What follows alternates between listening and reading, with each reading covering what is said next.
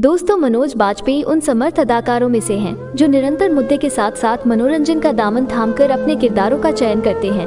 OTT में अभूतपूर्व कामयाबी पाने के बाद उनकी फिल्म जोमर 3 साल बाद थिएटर का रुख कर रही है। दुनिया भर के कई फेस्टिवल्स में शोहरत और पुरस्कार पा चुकी देवाशीष मखीजा की यह फिल्म झारखंड के मूल आदिवासी लोगों के आर्थिक, सामाजिक और राजनीतिक उत्पीड़न की कहानी को थ्रिलर स्पेस में ले जाती है।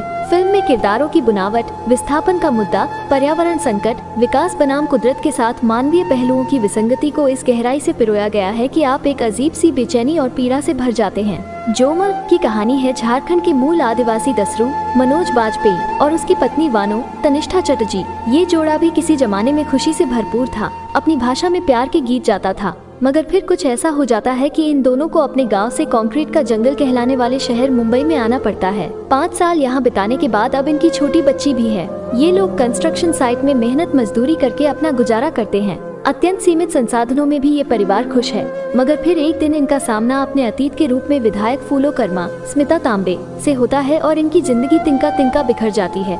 एक शाम जब दसरू वानो के लिए नई साड़ी लेकर घर आता है तो उसे अपने घर में अपनी पत्नी वानो की लटकी हुई लाश और बिलखती हुई बच्ची मिलती है। यहाँ से कहानी का फ्लैशबैक शुरू होता है। एक समय अपनी जमीन को बचाने के लिए दसरू को नक्सली गिरोह का हिस्सा बनना पड़ा था। उसके गिरोह ने आदिवासियों की जमीन की दलाली करने वाले फूलो के बेटे माडवी को मार डाला था। अब फूलो दसरू से अपना पुराना हिसाब चुकता करना चाहती है। दसरू सिस्टम से बचने के लिए अपने गांव भाग आता है, मगर वहां तो पहले से ही फूलो कर्मा अपनी ताकत और राजनीतिक चालों के साथ दसरू का खात्मा करने को तैयार है। दसरू के पीछे मुंबई की पुलिस भी लगी है, जिनमें इनामदार पुलिस अफसर रत्नाकर मोहम्मद जीशान अयूब इस केस की तह तक जाने पर आमादा है। वो मुंबई से झारखंड तक दसरू का पीछा करता है। क्या होगा दसरू का अंजाम? क्या वो अपनी नन्ही बच्ची के साथ अपनी जान बचा पाएगा? ये जानने के लिए आपको फिल्म देखनी होगी। उंगा, अज्जी, भोसले और कई शॉर्ट फिल्मों के लेखक निर्देशक देवाशीष मखीजा की खूबी ये है कि उनकी कहानी में जितना ह्यूमन इमोशन स्ट्रॉन्ग है, उतना ही हम ये सोचने पर मजबूर हो जाते हैं कि प्रगति और विकास के नाम पर प्रकृति का क्या हश्र हो रहा है। फिल्म में कई परतें हैं।